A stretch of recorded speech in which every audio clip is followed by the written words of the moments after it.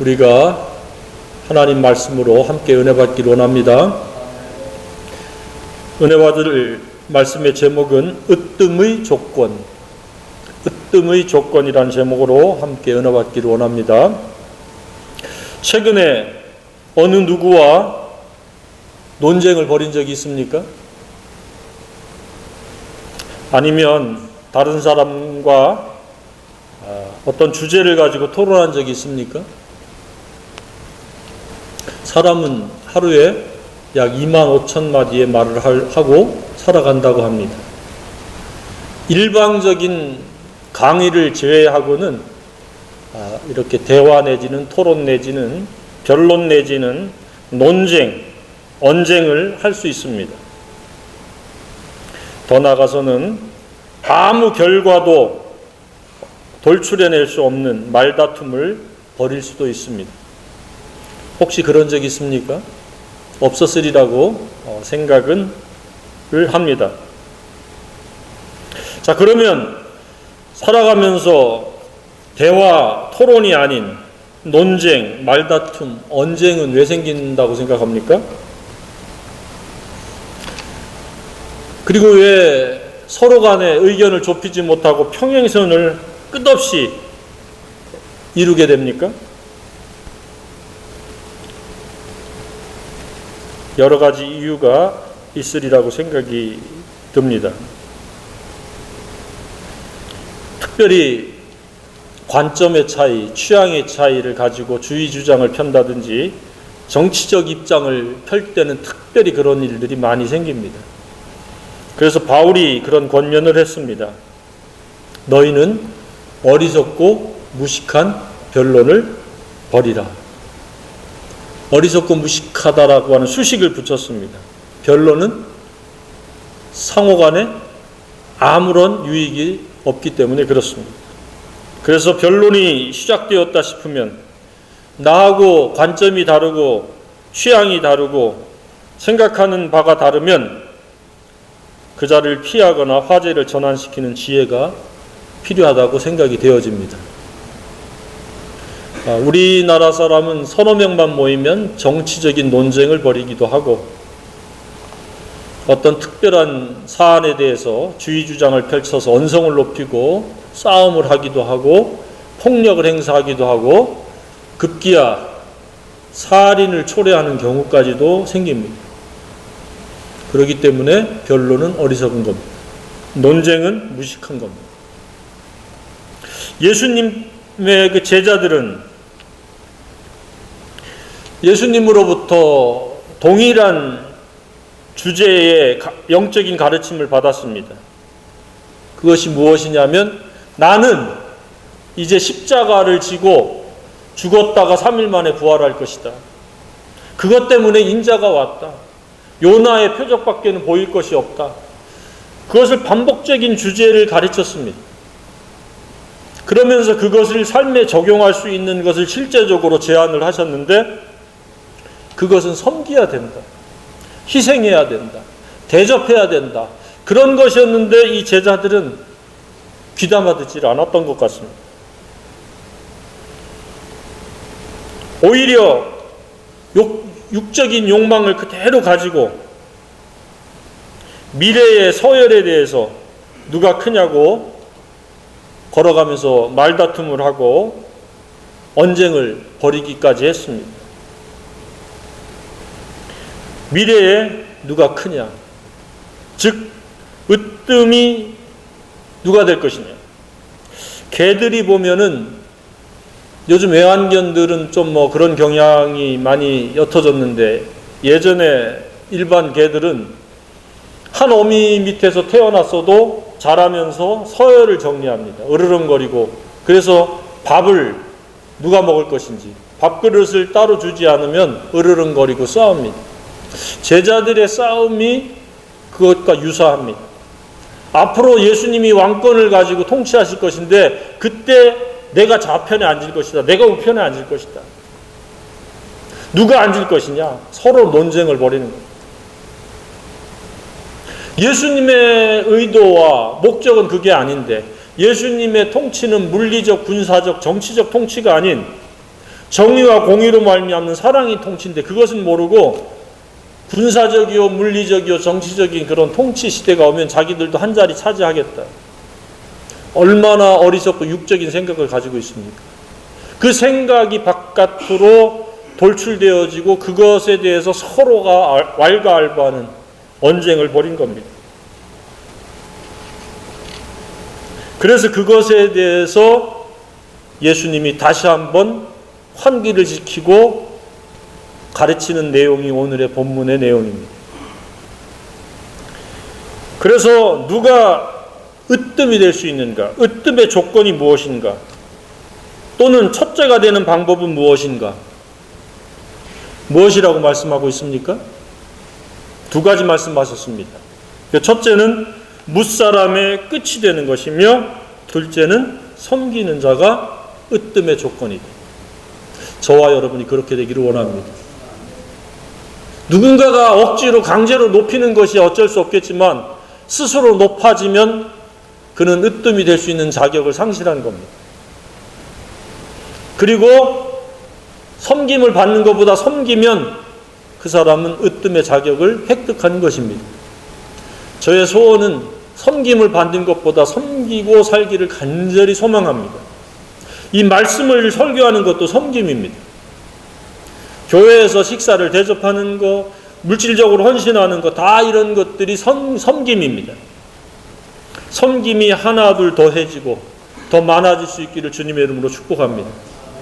그래서 이 땅에서는 사람들 앞에서 뭔가 부각되는 것이 없고 으뜸이 아닐지라도 하나님 나라에서는 별처럼 빛날 수 있기를 주님의 이름으로 축복합니다. 가버나움에서도 예수님께서 말씀을 가르쳤습니다. 뭇사람이 끝이 되고 섬기는 자가 되어야 합니다. 그러면서 도중에 어린아이가 가버나움에 이르렀을 때 예수님께 나올 때 제자들이 꾸짖었습니다. 나오지 못하게. 그래서 예수님이 어린아이들과 같이 받들지 않으면 하나님 나라에 들어갈 수가 없다. 어린아이는 누굽니까? 당장 나에게 유익을 줍니까? 뭔가 생산성이 있습니까? 소모적이요 돌봄이 필요하고 희생이 필요한 대상입니다. 그런 쓸모없어 보이는 대상에게도 받들 수 있어야만이 천국에 합당한 사람이라는 말씀을 하셨습니다.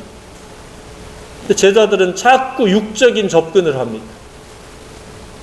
영적으로 깨달음을 가지고 뭇사람이 끝이 돼서 어린아이까지 받들어야 되고 섬길 수 있어야 되는데 자꾸 군림하는, 권력을 갖는 그러한 육적인 으뜸이 되려고 하는 오해를 하고 있었습니다. 그래서 예수님이 마가복음 10장 14절에서 예수께서 보시고 노하시어 이르시되 그랬습니다. 화가 났습니다. 의분이 생겼습니다. 그러면서 오히려 어린아이를 불러다가 안고 안수하면서 축복하셨습니다. 시청각적인 교육을 하셨습니다. 그런 아이들은 깨닫지 못했습니다.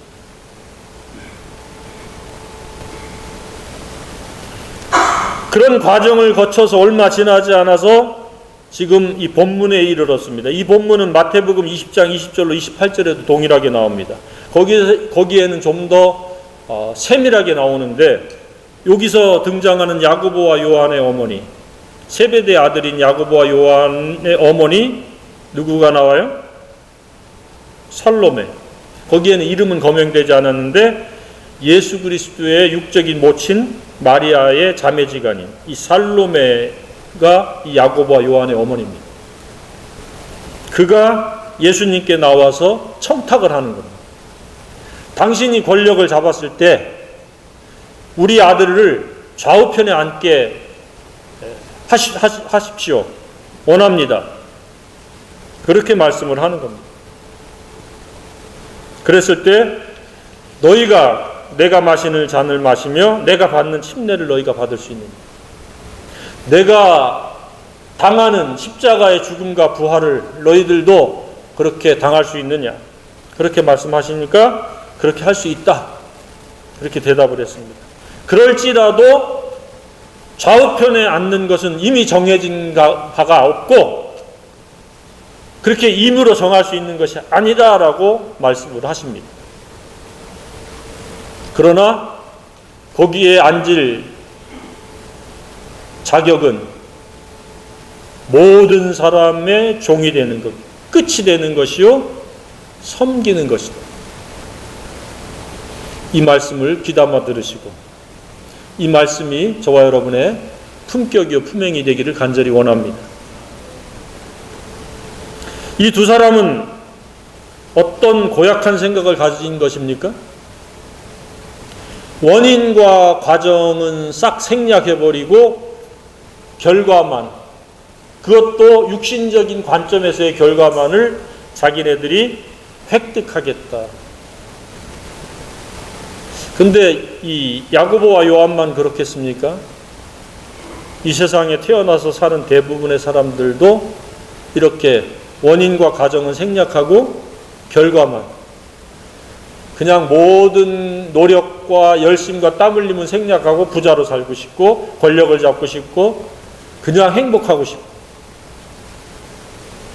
그런데 원인과 바른 과정 없이 아름다운 결과도 없습니다. 이것은 하나님의 영원한 법칙입니다. 그래서 소위 이야기해서 털도 벗기지 않고 닭고기를 먹으려고 하는 것과 다를 바가 없습니다. 털을 벗고 삶아야 되고 요리를 해서 먹어야 됩니다. 희생과 섬김이 있어야 으뜸이 되어지고 예수님의 보좌 좌우편에 앉을 수 있습니다. 그런데 이들은 원인도 과정도 건너뛰고 혈연관계라는 이유만으로 청탁을 해서 그 자리를 그냥 거저 획득하려고 하는 반칙을 지금 생각하고 있고 반칙을 주님께 요구하고 있습니다. 세상은 반칙이 통할 수 있을지 몰라도 우리 주님 앞에서는 결코 반칙이 통하지 않습니다. 반칙은 예수님의 의분을 일으키고 예수님이 유감을 품게 하는 그러한 잘못된 태도입니다. 옳은 원인, 바른 과정이 반드시 있어야 됩니다. 지금 예수님이 말씀하신 대로 무사람의 끝이 되는, 종이 되는 그런 원인이 있고 무사람을 섬기는 과정이 있어야 으뜸이 되어지고 좌우편에 앉을 수 있는 정의가 실현되고 공의가 성취되어진다고 믿습니다. 그런데 많은 경우에 이 반칙이 횡행합니다. 그런데 이 반칙은 오래가지 못합니다. 그리고 그 반칙의 대가는 매우 고통스러울 것이라고 확신합니다. 그러니까 처음부터 저와 여러분은 반칙하지 말아야 됩니다. 제자들이 예수님께 제자 훈련을 받는다고 빈번하게 이렇게 섬겨야 될 것, 십자가를 말씀하시고 희생을 말씀하시고 섬길 것을 말씀하셨는데 이들의 마음은 엉뚱한 데가 있었습니다. 잿밥에만 가 있었습니다. 유대인들 중에서도 바리새인과 서기관들이 상당수가 그런 것처럼 그냥 형식적으로 하나님 앞에 관습적으로 종교 열심으로 나아가고 나머지 그냥 그 은혜 받고 축복받겠다고 하는 그것과 다를 바가 하나도 없습니다. 내가 정말로 주님의 그 죽으심과 같은 날마다 자기를 죽이고 욕심을 버리고 많은 무사람을 사랑으로 품고 그들을 중보기도 하면서 그들을 섬기려고 하는 그런 것은 없고 그냥 하나님을 이용해서 뭔가 일확천금을 잡든지 자기가 원하는 결과를 만들어내려고 하나님을 이용하려고만 듭니다. 그것은 반칙입니다. 반칙은 통하지 않습니다. 사랑과 순종을 할 때 하나님은 은혜를 베풀고 복을 주시지 반칙의 마음을 갖고 반칙을 부르짖는 사람은 결코 우리 주님이 응답하지 않습니다. 그런데 제자들이 이렇게 반칙하려고 그래요. 예수님이 그렇게 가르쳤는데도 깨달음이 없었습니다. 예수님의 보좌 우편, 좌편 그것을 그냥 거저 차지하려고 하는 아주 몰지각한 생각을 펼치고 있습니다. 나머지 10 제자도 별반 나을 게 없는데 그들을 향해서 화를 냈습니다. 주님 보시기에는 도토리 키재기인데 화를 냈습니다. 그랬을 때 예수님이 다시 가르칩니다. 큰 자, 높은 자가 되려면 섬기는 자가 되어야 하고 으뜸이 되고자 하는 자는 모든 사람의 종이 되어야 합니다.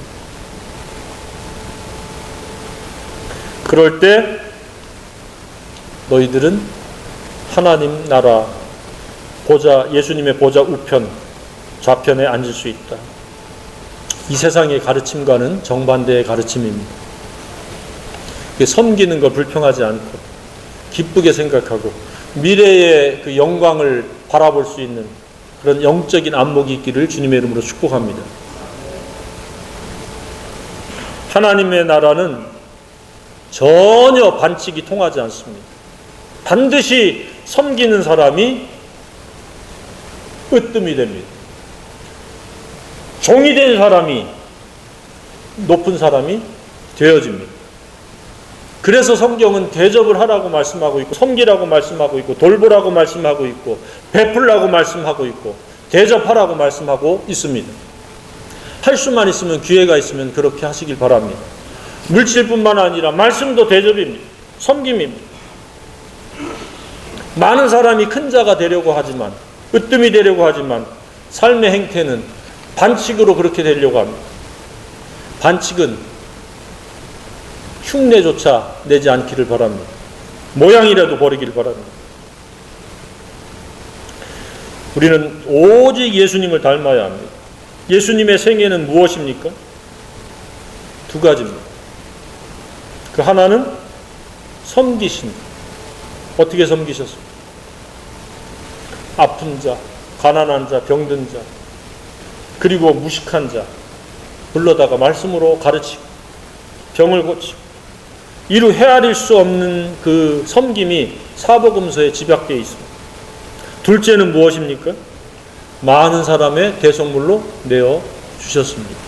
십자가에서 상상할 수 없는 고통을 받으시고 죽은 자 가운데서 3일 만에 부활하셔서 우리를 섬겨 주셨습니다. 저와 여러분을 하나님의 자녀로 만들어 주셨고 또 성령과 진리를 주셔서 그 예수님의 품격을 날마다 이루어갈 수 있는 기회를 열어주셨습니다.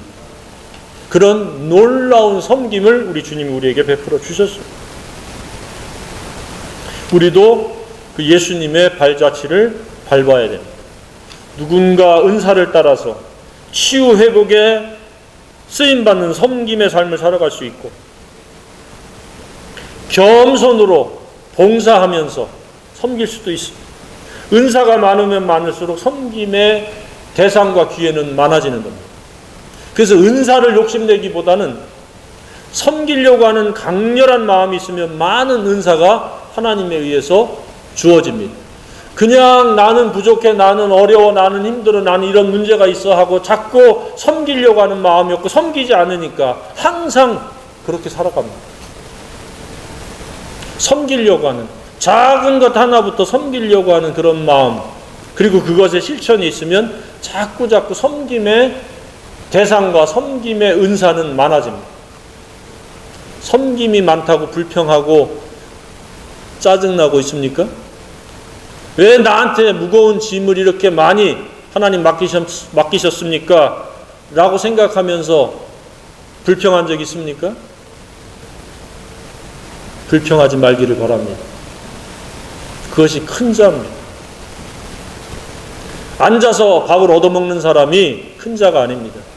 밥을 해서 섬기는 사람이 큰 자입니다. 몇 가지를 섬기고 있습니까?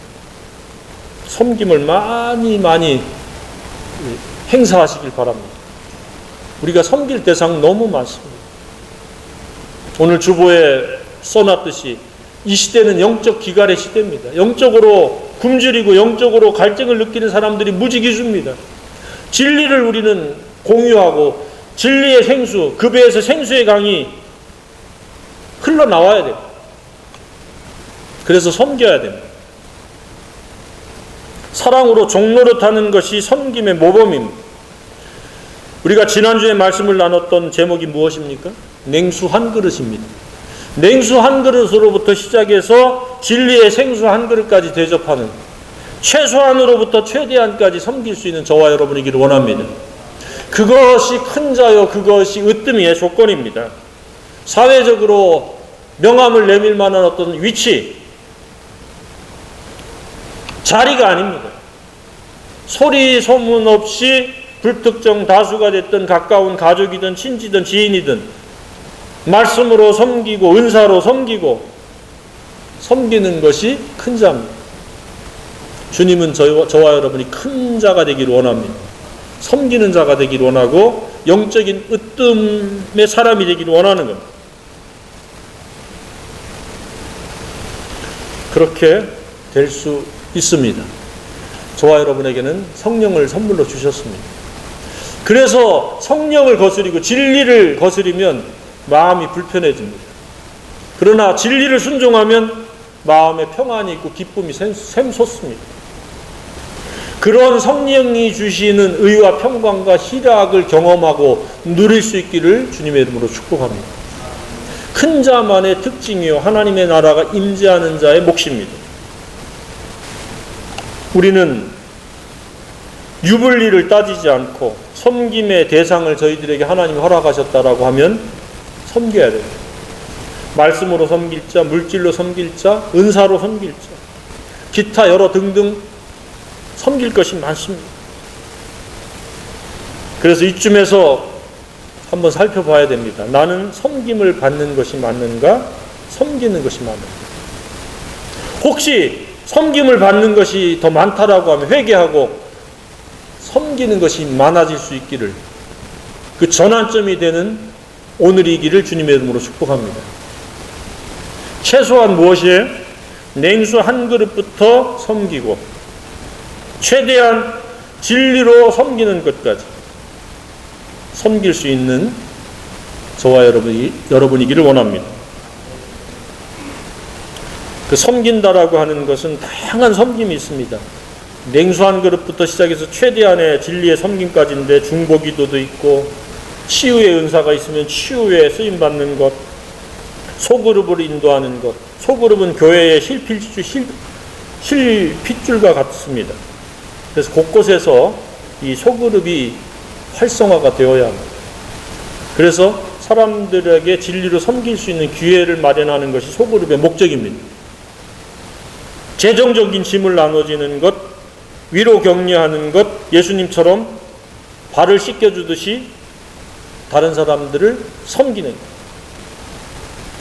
식사를 대접하는 것, 교회에 반주를 하는 것, 크고 작은 봉사를 하는 것, 세계 선교하는 것, 지역 선교하는 것, 진리로 품격을 이루고 진리 품행으로 살아가도록 옆에서 격려하고 돌봐주고 진리로 가르치는, 이게 다 섬기는 겁니다. 위대한 섬김입니다. 따라서 그리스도인의 삶은 먹고 살기 위해서 삶을 살아가는 것이 아니라 사랑을 위해서, 섬김을 위해서 우리는 수고하고 존재하는 것입니다. 무엇으로 누구를 어떻게 지금 섬기고 있습니까? 앞으로 어떤 대상을 어떻게 섬기기를 원합니까? 그런 거룩한 소원을 주시면 하나님이 이루어 주신다고 확신합니다. 그냥 막무가내로 살지 마시고 내가 어떤 대상들을 특별하게 섬길 것인가 갈망하고 소망을 하면 그 필요한 조건들이 점점점 이루어지리라고 확신합니다. 그러한 자격이 되어지고 그것을 감당할 만한 때가 되면 하나님은 그렇게 섬길 수 있는 통로요 도구로 사용하실 줄로 확신합니다. 그런 소망이 있기를 바랍니다. 그것이 바로 경건입니다. 경건은 난해하고 어려운 것이 아니라 예수 그리스도의 이름으로 예수님께 거저받은 사랑을 가지고 기쁘게 즐겁게 종으로 낮아져서 섬기는 겁니다. 때로는 육적 필요를 알고 섬기는 것이고 때로는 영적 필요를 알고 채우고 섬기는 것입니다. 반면에 거짓된 헛된 경건은 말잔치입니다. 관습이요 종교 행위밖에 없습니다. 구체적인 섬김들이 있기를 주님의 이름으로 축복합니다. 오늘날 사람들이 왜 삶이 곤고해집니까? 점점 기쁨과 즐거움은 고갈되어지고 슬픔이 깃들고 우울이 깃들고 자살자가 왜 늘어납니까? 내중심적인 사고, 욕심의 관점에서 세상을 바라보고 사람들과 관계하니까 만족할 수가 없습니다. 정반대로 사고의 틀을 바꿔야 됩니다. 관념의 틀, 패러다임을 바꿔야 됩니다. 어떻게 내가 섬길 것인가? 나에게 섬길 것이 무엇이 있는가? 내가 받은 은사가 무엇인가? 그것을 계속 섬기다 보면 기쁨은 배가가 되어지고 은혜는 넘쳐나서 풍성한 삶이 되어질 줄로 확신합니다. 자꾸 섬김을 받으려고 하고 자꾸 사람들이 이용하려고 드는데 그게 이용되지 않고 뜻대로 되지 않으니까 분노와 비교의식과 열등감, 슬픔과 우울감이 극에 달해서 점점점 자살자가 늘어나고 될 대로 되라고 하는 삶을 포기한 듯한 삶을 살아가는 알코올 중독자, 온갖 중독에 노출된 사람들이 점점 팽배되고 있습니다. 그 잘못을 영적인 기갈이요, 진리를 모르는 까닭이요, 진리를 순종하지 않은 것이라고 하는 것에 대해서는 전혀 감각이 없습니다. 우리가 그래서 일깨워줘야 돼요. 그것이 세상의 소금이요, 자기 집안에 진리의 빛을 비치는 겁니다. 섬겨야 될 내용과 방법은 기도하면 다양하게 있습니다. 자기가 자라나오면서 훈련받았던 것들이 은사가 돼서 그것으로 섬기는 겁니다. 기술적으로 섬기는 거고, 은사적으로 섬기는 거고, 경험적으로도 남이 모르는 것을 도와주는 것도 섬기는 것입니다. 주님께서 주신 것으로 감당할 역량만큼 섬기면 됩니다. 그 기준은 성령님입니다. 감당하지 못할 억지 섬김은 섬김이 아닙니다. 의무입니다. 하나님은 의무로 나오는 것이 아니라 사랑의 섬김으로 나오기를 원합니다. 주일이 그러하고 모든 행위가 그럽니다.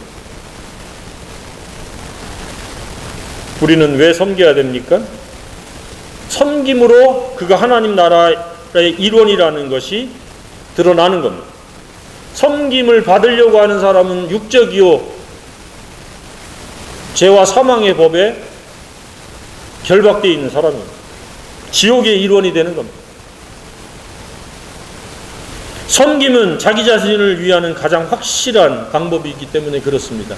하나님은 이렇게 섬기는 자, 진리를 순종하는 자에게 역사를 하십니다. 어떻게 해요? 은혜로 역사하십니다. 평안을 주시고 안전을 주시고 풍성케 하십니다. 섬기는 것은 창조의 목적에 부응하는 것입니다. 기쁘고 즐겁게 사는 유일한 행복의 방법입니다. 세상은 조건이 충족되어야 행복하다고 생각하는데 하나님은 사랑으로 진리를 순종할 때, 즉 섬길 때에 우리에게 행복한 마음, 보람의 마음, 즐겁고 기쁜 마음을 허락해 주십니다.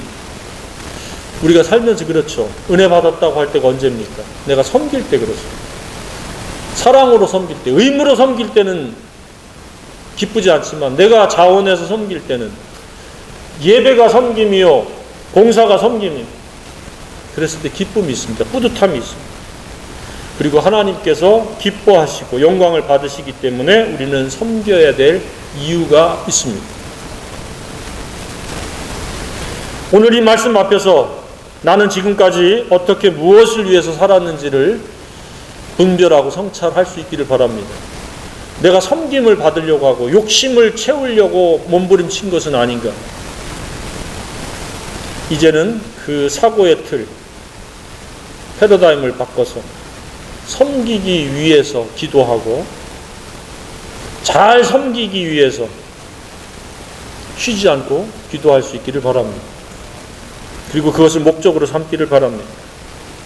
그것 때문에 노력해야 되고 땀 흘려야 되고 또 예수 안에서 사랑의 섬김을 받았을 때마다 어떻게 감사했는지 살펴보고 감사가 더 많아질 수 있기를 바랍니다. 우리는 크고 작은 섬김 속에 살아갑니다. 부모님이 섬겨주셨죠. 사회에 서로 모르는 사람들끼리 서로 공생과 상생의 섬김이 오고 갑니다. 많은 은사가 주어졌는데도 섬기지 못하고 있다면 회개하고, 또한 의무로 섬기고 있다면 그것은 완전히 십자가에 못 박아버리고 사랑의 마음으로 섬길 수 있기를 바랍니다. 그것도 한결같이 그렇게 되기를 바랍니다.